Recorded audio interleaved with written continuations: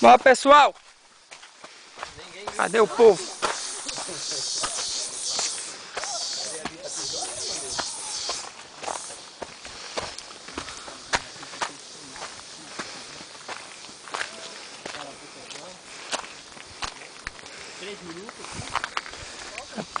Tá passando.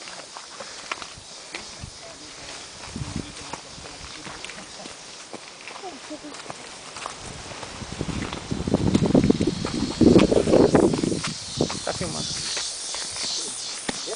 É quentinho.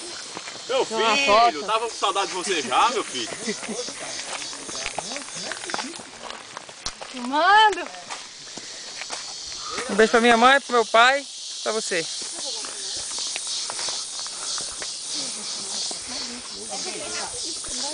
Pô, gente, nós temos uma paradinha. A parada foi da Sandaré, não era fora, né?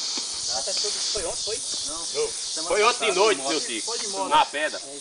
Desabou lá de cima. Gente, ó, veja bem. Nós vamos ter uma paradinha aqui de 12 minutos só para conversar, descansar um pouquinho, né? E vou falar um pouquinho daqui da nossa vegetação, tá? Pô, gente, aqui na frente tem essa vegetação alta que estão vendo aí, são gameleiras, o nome dela, gameleiras, são nativas. Baixa aí, meu né? bem. Aqui, ó, tem os cactos que a gente conhece como chique-chique, pacheiro, manacaru, tem lá do outro lado, tá? O pacheiro, gente, ele bota, é um que ele sobe reto, né? E dá até madeira para fazer construção de casa, fazer, eu sei, aqui usava muito, tirar ali dentro tem uma madeira que rachava ele e fazia ripa, para fazer a ripação de casa ali. E o fruto dele tá lá. Aquele fruto vermelho é um fruto que você pode comer também na selva. Tá com fome, pega ali que é uma boa sobrevivência. Ô, seu Tico, qual é o cacto que a gente corta e sai água? Tem outro que tem um redondinho assim.